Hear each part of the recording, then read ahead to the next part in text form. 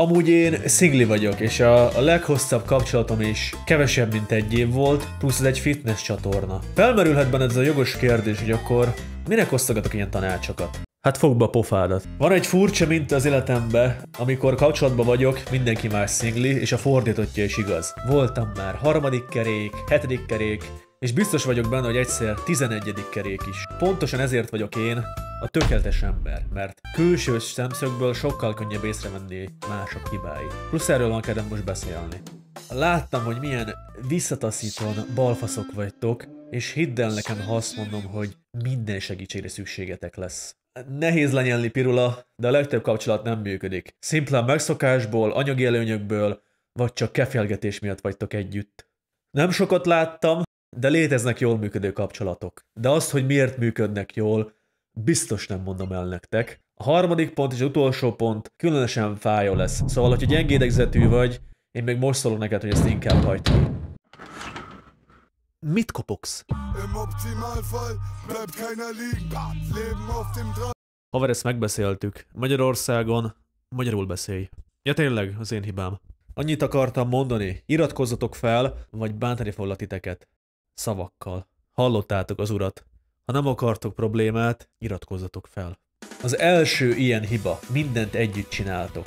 Amikor a személyiséghiányos NPC barátod egy hasonló kaliberű emberrel összejön.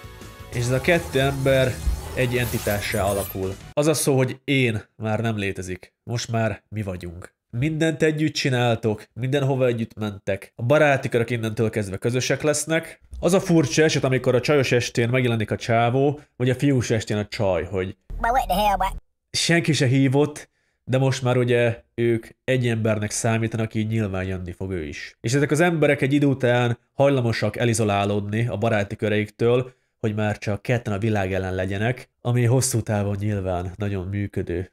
Második hiba, vagy következő hiba. Azért vagytok együtt, hogy ne legyetek külön. 2 altípus jutott eszembe. Az első azok az első kapcsolatos emberek, akik régóta együtt vannak, és ez már inkább egy olyan presztízs kérdés nektek, hogy hát hogy néz az ki, hogy ti 5-6-8 év együtt vagytok és szakítotok, ezt így nem. Általában nektek van egy ilyen agyhalott gondolat a fejetekbe, hogy úgyse találok jobbat.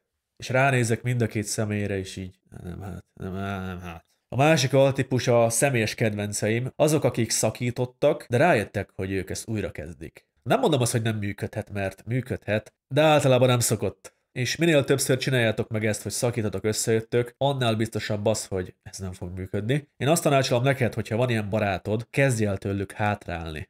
Szépen fokozatosan, mert akár téged is belevonhatnak az ő fasságaikba, amire nekem nincs igényem. De hogyha neked van, akkor ne fogad meg a tanácsomat. Olyanok vagytok, mint ezek a dolgozók, akik folyamatosan panaszkodnak arról, hogy milyen szar a munkájuk, gyűlölik is, hogy ki fognak lépni. És amikor ezt megcsinálják és átmennek egy másik munkahelyre, ahol lehet, hogy még rosszabb a helyzet, inkább visszajönnek a régihez. Ugyanezt csináljátok. Visszamentek inkább az ismert szarba, mint az ismeretlen fosba. És azzal szoktatok érvelni, hogy megváltoztatok. Hát persze, hogy meg. Nektek is van egy ilyen furcsa beidegződésetek, hogy nem bírtok egyedül lenni, mert az egyedül létet ti valahogy összekapcsoljátok a magánnyal. De ez megint egy másik témára, most nem térek ki. Ezt a részt, ha gyengébb idegzetű vagy, hagyd ki nyugodtan. Itt rakok valahol egy timeskippet, szóval a többiek, akik maradtak. Pótapa. Valaki magyarázza már el nekem, hogy miért kell nekem eltartanom egy másik embert, miért vigyem el szép helyekre, és miért vegyek neki szép dolgokat. Cserébe tőle kapok egy kis szeretetet, meg néha kefélgetünk. Hosszú távon nekem hogy éri meg? Ha belegondolsz, ez nem inkább már egy kiadás neked? És hogyha ez egy kiadás, nem lehet több ilyen kiadásod? Egy példa most eszembe jutott, hogy amikor működhet azok a megbeszélt házasságok, hogy a 2 család egyesíti a hatalmát, hogy végre elpusztítsák Bács-Kiskun vármegyét. Igen, akkor működhet. De akkor az meg nem is eltartás, hanem egyfajta felelősség, hogy működjön ez a szerződés vagy szövetség. A Golddigger lányokról beszélek éppen. Nincs velük baj, szerintem félre vannak értve nagyon, mert mindenki fel van háborodva, vagy összejönnek egy 40-es, 50-es, akár 70-es férfival, de szerintem ezzel nincsen probléma. Ő csak el akarja magát tartatni, ő pedig gondolom, hogy nem komoly kapcsolatot keres, csak szórakozni akar. Ez jól tud működni. A baj akkor történik, hogy te egy komoly kapcsolatot szeretnél, és beleszaladsz egy ilyen lányba. Ezt egy önfejlesztő csatorna sem fogja elmondani neked, de egy férfinak meg kell tanulni különbséget tenni, mikor gondolkodik az agyával, és mikor a szával. Mert ezek a Gold-Digger lányok a legtöbb esetben szépek, ugye nagyon szépek, és ebben a videóban erről beszéltem, de hogy a szépségük miatt pozitív tulajdonsággal fogod őt felruházni a kis fejedbe. És ami a valóságban történik, és ami a fejedben van, nem biztos, hogy ugyanaz. Legrosszabb esetben becsúszhat a gyerek vagy egy házasság. Azt tudom mondani ilyenkor, hogy sok boldogságot, de mindig vannak külső jelek, amiket lehet, hogy te is látsz, csak nem akarsz észrevenni. Ezt a videó szponzorálja én. Hey, te! Mi? Igen, te! Próbálkoztál már csodás átalakulással, de nem jött össze. Unod már, hogy nem látod a családi ékszert az orbitális nagyméretű belettől. Mindenki osztogatja neked a jobbnál jobb tanácsokat, de ahelyett, hogy fejlődnél, még inkább csak összezavarodsz. Szánalmas. Nem csak a magyar YouTube utolsó reménye vagyok, de személyedző is. Több embernek segítettem már, mint amely nővel te beszéltél az egész életedbe. Mondjuk nem tettem magasra a mércét. Személyes személyedzéseket Kecskeméten vállalok, az online coachingot pedig újra nyitom. Edzéstervet, gyakorlatvideókat, életmód és étrend tanácsokat, illetve napi szintű kapcsolattartást kapsz tőlem.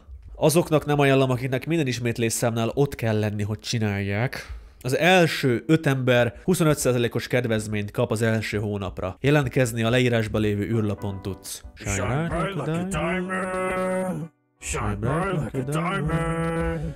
Shine bright like a diamond. Beautiful like diamonds in the sky. Nem tudom, hogy hanyadik pont. Túlzottan megszokjátok egymást, nem tesztek a kapcsolatért. Egy kapcsolat elején minden olyan szép és jó, ugye? A legjobb arcotokat mutatjátok, kis kedvességek, kis figyelmességek a másik felé, és ezek egy idő után szépen lassan lecsökkennek, kezdenek eltűnni. Mondhatni, a tűz kezd elhalványulni. Rosszabb esetben a kényelem miatt elhagyjátok magatokat, és igénytelenebbek lesztek. Saját magatokkal szembe is, és a páratokkal szembe is. És itt most nem az egymás előtti fingásra gondolok, mert az valamiért nagyon sok kapcsolatban ilyen szimbolikus dolog lett, nem értem miért, de hát ti tudjátok. Itt arra gondolok, hogy nem egy hollywoodi film főszereplői vagytok. Tehát, hogy miután összejöttök, nem lesz minden szép és jó. A tüzes példa nagyon jó volt egyébként. Már gyújtottál tüzet, akkor tudod, hogy tenni kell érte, hogy ne aludjon ki, vagy éppen azért, hogy növekedjen. Ugyanez a kapcsolat is. Az nem elég, hogy elmentek évente nyaralni, és hogy megleped valamivel, nem. Napi szinten kis kedvességek, figyelmességek mind a kettő részről. 20. pont, vagy nem tudom. Flörtölgetések.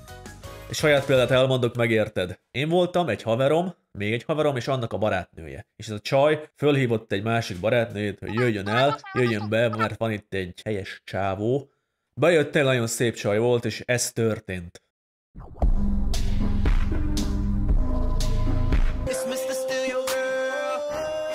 Pasia és a csaj között egy elég erős kémia kezdett kialakulni, ami az én idegeimet is baszta, de a barátnőjét még inkább. Szóval kivittük is beszélgetni, hogy haver, te most mit csinálsz? Ez nem valami szép dolog. Bánom mai napig, és szerintem a csaj is, hogy nem tapostuk szét ott a köcsök fejét, mert ilyet nem csinálunk. Ez bizonyítja, hogy te barátnak is szar vagy, és szársegédnek még inkább. Az ilyen emberek pokol legmélyebb szintjén kellene, hogy legyenek. Az ilyen pedofilok meg sorozatgyilkosok között, te rohadék. Flörtölgetés nem para egy bizonyos szintig, de ezt a szintet ne ugorjuk már át, különösen ne a másik fél előtt. -9. pont. Egymáson vezetitek le a feszültséget, játszmázás. És itt most nem a szexuális értelemben játszmázásról beszélek, és nem is a fizikai bántalmazásról, hanem a stresszlevezetésről. Mit tudom én, rossz napod volt, egész nap elcsúszott, és valamit ő is csinált, ami miatt kicsit idegesebb leszel, és az egész napi feszkót rajta vezeted le, ami fölösleges feszültséghez vagy vitához is vezethet. És ebből is kialakulhatnak játszmázások. Például megsértődés, nem beszélek a másikkal. Ezt tudjátok, mikor működött nagyon? Tinédzser korba. Felnőtt emberek vagytok, bazd meg, és nyomjátok munkába, párkapcsolatba, és még családon belül is. Kommunikáció emberek. Bajotok van, megbeszélitek. Mutassak egy jó könyvet? Mutatok egy jó könyvet. Ez. Világi könyv, konfliktuskezelésről szól. Még azt is leírja, hogy a konfliktus rövid távon lehet, hogy kicsit rontja a kapcsolatot, de hosszú távon építheti. Ha szeretsz például konfrontálódni, vagy épp az ellenkezője, elkerülöd őket, gyakorlati tippeket ad, hogy hogyan és mit kellene csinálni. Nem hozok már, bazd meg. Az utolsó és a legnagyobb hiba szerintem. A maszkot ismeritek, és nem az igazi embert. hogy mondtam már, hogy a legjobb formádat próbálod hozni a kapcsolat elején, és ez egy torzított kép alakíthat ki rólad a másiknak. Arra gondolok, hogy nem ismered igazán az illetőt. A másik megismeréséhez idő kell, de ugye mindenki kapkod, mindenki siet, mert ugye a baszás a lényeg. Ebből szoktak az olyan mondatok jönni, hogy nem így ismertelek meg, vagy hogy megváltoztál. Nem feltétlen, lehet, hogy mindig is ilyen volt. Ugye ezek a maszkok szépen lassan egy idő után egyre jobban leszoktak jönni, csak nem figyeltél azokra a dolgokra, amik ott voltak előtted.